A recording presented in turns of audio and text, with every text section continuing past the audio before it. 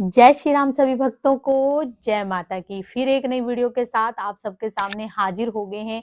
और आज की जो हमारी वीडियो है बहुत ही ज्यादा महत्वपूर्ण होने वाली है सभी भक्तों के लिए। जैसे कि बहुत सारे भक्तों के हमारे पास जो है सवाल आते हैं, कॉल आती है, कमेंट आते हैं। तो आज सोचा क्यों ना इस पे एक वीडियो बना दी जाए ताकि जो भी भगत हमारे से फोन करके छोटी छोटी बातें पूछते हैं उनको ये वीडियो मिल जाए और उनकी वहीं तक वो बात जो है पूर्ण समझ जाए।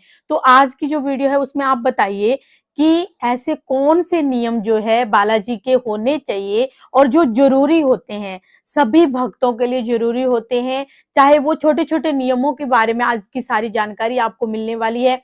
क्या खाना चाहिए, क्या नहीं खाना चाहिए, किन बातों का विशेष तौर पर ध्यान रखना चाहिए। तो हमारे साथ अंत तक बने रहिए, तभी आपको सारी वीडियो समझ आती है। अगर वीडियो अच्छी लगती है तो लाइक करें, शेयर करें, कमेंट करें और अगर चैनल पे पहली बार ही देख रहे हैं तो चैनल को भी जरूर सब्सक्राइब करें। साथ में बेल आइकन है, आप उसको भी प्रेस करें ताकि आने वाली हर एक वीडियो की नोटिफिकेशन सबसे पहले ही आपके फोन में पहुंच जाए। चलिए शुरू करते हैं आज की वीडियो। जय श्री राम। जय श्री राम, जय श्री बालाजी महाराज। बाबा की असीम कृपा आपके परिवार पर सदैव बनी रहे और मेरी माई जगत जननी मां भवानी अम्ब की कृपा आपके घर में अन्नपूर्णा रूप में वास करे। जय माता दी।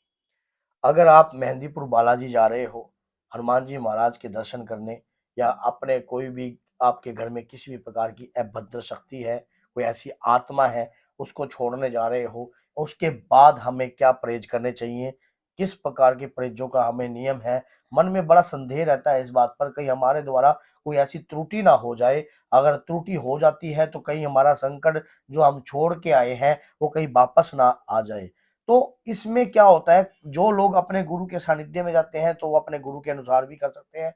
लेकिन वैसे जनरली जो परहेज होते हैं, परहेज अगर मेहंदीपुर बालाजी में जैसे पहले जो है दूसरे प्रकार की अर्जी लगती थी, उड़द की, चावल की और लड्डुओं के थाल की, तो अब वो अर्जी ना लगकर अब बेसन के लड्डू और कुछ पतासे जो है 50 ग्राम 100 ग्राम पतासे होते हैं, तो उसकी अर्जी लगती है, जो कि नवीन अर्जी है, वो 151 रुपए की है।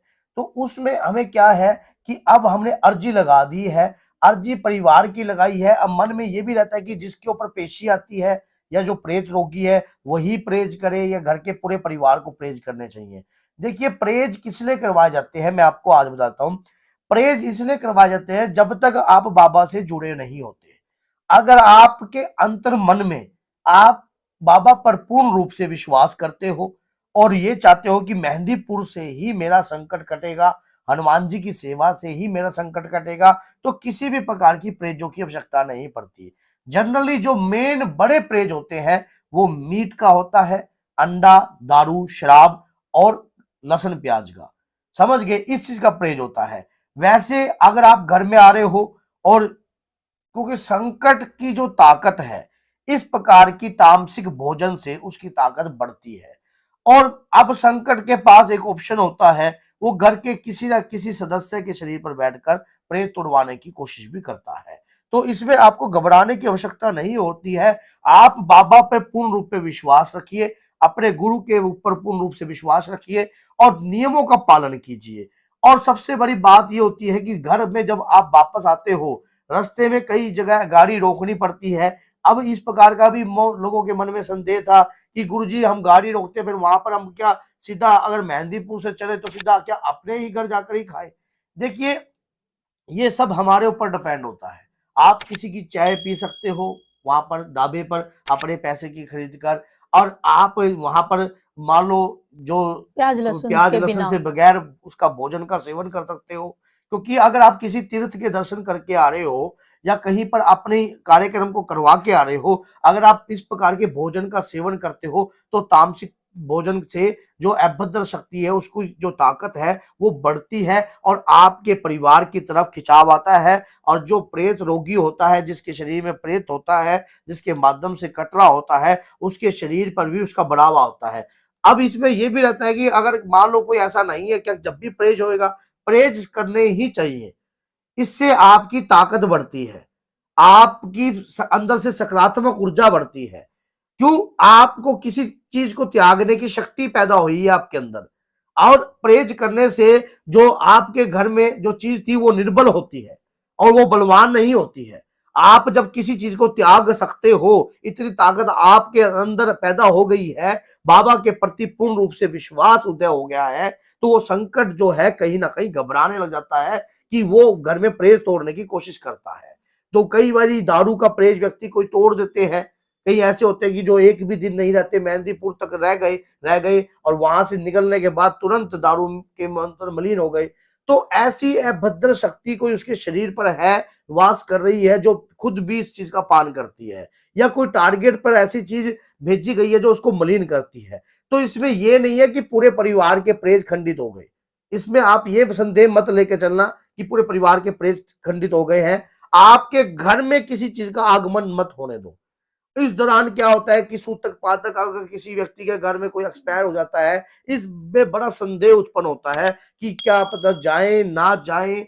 ये आपके ऊपर डिपेंड होता है, आप जिस भी गुरु के सानिध्य से रह रहे हो। वैसे तो परहेज करना चाहिए, आप रिक्वेस्ट कर सकते हो अगर आपके घर में अखंड ज्योत जल रही है बाबा से। अब कई बार ऐसा होता है कि कोई पड़ोसी एक्सपायर हो जाता है, तो आप उसके 13 दिन के बाद उसके घर में आगमन कर सकते हो। 13 दिन के बाद जा सकते हो, जब भी उसकी तरामी हो उसके घर में प्रवेश, तो उसमें शुद्धि के दौरान आप जा सकते हो। बाकी अपने गुरु के सानिध्य से पूछकर ही जाना चाहिए। कईयों के संकट कमजोर होते हैं, कईयों के संकट जो है तेज धार होते हैं, और वो घर में आते ही हलचल कर देते हैं, और उनको तो बहाना मिल जाता है कि आप घर में क्यों आए, किस लिए आए, और किसी और का संकट भी वो खींच लेते हैं। और वो कई संकट ऐसे भी होते हैं जो वो संकटों की अलग अलग किस्म है, कौन से संकट किस चीज को खींचते हैं, कैसे हैं। किसी के अंदर एक होता है, कई संकट झूठे होते हैं। तो इसी प्रकार से कुछ विशेष प्रेज जो होते हैं ये रखने चाहिए। अब कई ऐसे भी व्यक्ति हैं जो अकेला आलू आलू खाते हैं या रोटी पर वो रख के खाते हैं, तो इसका मतलब ये है कि आपके अंदर हनुमान जी महाराज की कृपा जगी नहीं है। आपको बाबा पे अगर पूर्ण रूप से विश्वास है, अगर अपने गुरु पर आप पूर्ण रूप से विश्वास है, तो गुरु के सानिध्य में रहकर बाबा की कृपा को प्राप्त कर पहचान फिर संकट को आपको कमजोर बनाना है। पहला टारगेट संकट को कमजोर बनाना होता है। अगर आपका संकट कमजोर होगा, कमजोर का मतलब उसकी अभद्र शक्तियां जो उससे उसको छुड़वाना है, उसको शुद्ध करवाना है, बाबा का उसको ध्यान करवाना है, बाबा के नाम की माला उसको भी जपवानी है। क्योंकि जो कहते हैं ना कि मैंने भी इस रंग में रंग दे हो और बाबा लाल लंगोटे वाले, तो उसको बाबा के रंग में रंगना है। अब ऐसा अगर आपके अंदर समर्थ उदय हो जाता है, ताकत उदय हो जाती है, तो संकट आपके ऊपर हैवी नहीं होता। पॉजिटिविटी आपके अंदर क्या होती है, ऊर्जा बहुत ज्यादा ताकतवर उदय हो जाती है। और ऐसा कार्य मत कीजिए जब आप मेहंदीपुर से आते हो। कई बार जैसे कि ब्रह्मचारी का प्रेज रखना होता है। अगर कोई प्रेत रोगी है और वो अगर किसी की लेडीज है, तो जेंट्स को ब्रह्मचारी रहना पड़ता है, लेडीज को भी ब्रह्मचारी रहना पड़ता है। क्योंकि संकट जो है कम से कम 11 दिन का, 21 दिन का, 41 दिन का, ये आपके ऊपर डिपेंड होता है, आपके समर्थ के ऊपर डिपेंड होता है कि कितना प्रेज आप रख सकते हो।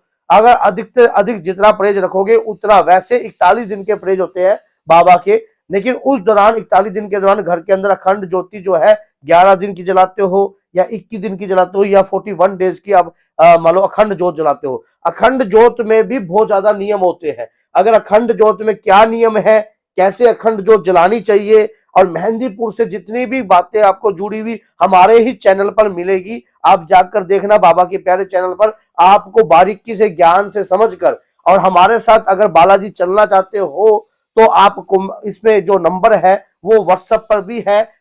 तो बोलिए जय सीताराम, जय श्री बालाजी।